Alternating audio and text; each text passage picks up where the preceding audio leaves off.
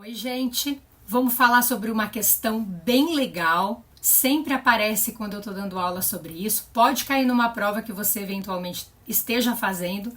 Então, presta atenção aqui. Essa questão tem a ver com contagem de prazo. Então, vem comigo. Vamos imaginar que A tenha promovido uma ação de conhecimento em face de B. E esse B foi citado por oficial de justiça. E o mandado de citação cumprido foi juntado aos autos na data X. Então, o examinador colocou uma data específica de juntada aos autos do mandado de citação desse réu. Legal. O problema prossegue dizendo que este réu foi citado e intimado para comparecer à audiência de conciliação do artigo 334 do CPC. Maravilha. Então, vamos supor que a audiência tenha sido marcada um pouquinho lá para frente, 30 dias depois do momento em que o réu tenha sido citado. E aí, o problema continua dizendo ali pra gente que chega a data da audiência e o réu não comparece. Ninguém comparece, ninguém para representá-lo.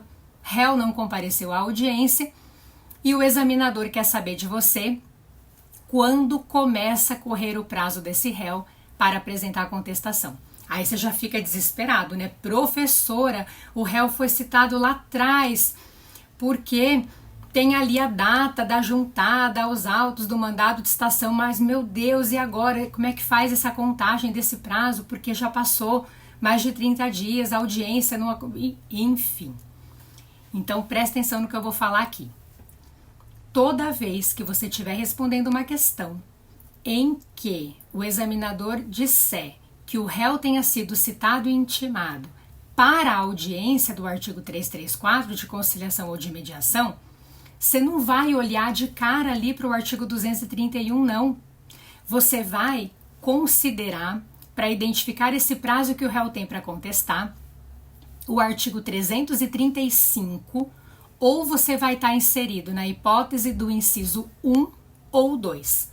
Se o problema disse, o réu foi citado para a audiência do 334, ou você vai estar na hipótese do inciso 1 ou na hipótese do inciso 2 do 335. Você só vai para a hipótese do 3, do inciso 3 do artigo 335, que nos remete ao 231 do CPC, que é um artigo que fala sobre dias de começo de prazo, a depender da modalidade pela qual o réu tenha sido citado ou intimado. Mas você só vai para esse artigo, para esse inciso 3 do artigo 335, se o examinador colocou lá que o réu foi citado para contestar, quando ele não marca a audiência do artigo 334. Aí sim, aí você já olha para o 231 de cara.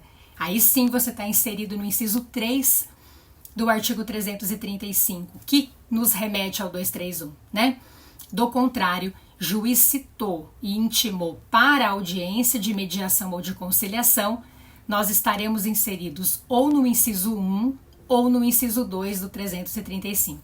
No nosso caso específico, estamos inseridos no inciso 1 do 335, porque o réu não compareceu à audiência designada. Está bem clara ali a situação do inciso 1. E a lei também, muito claramente, nos coloca que o termo inicial para a apresentação da contestação por parte desse réu, termo inicial é a data da audiência. Termo inicial. Como é que a gente faz em contagem de prazo?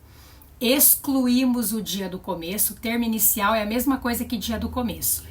Excluímos o dia do começo e incluímos o dia do vencimento.